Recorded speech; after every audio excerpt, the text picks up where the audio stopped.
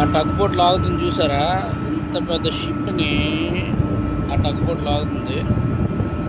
షిప్లోనే ఉన్నాం మేము ప్రజెంట్. చూసారా, అది కట్టి ఉన్నాం. సో ఇలానే లాగుతుంది. ఇప్పుడు మేము బయటికి వెళ్ళిపోతున్నాం. బయటికి వెళ్ళిపోతున్నాం.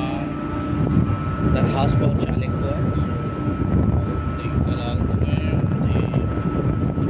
చూడండి, మనుషులు అయితే ఉన్నారు.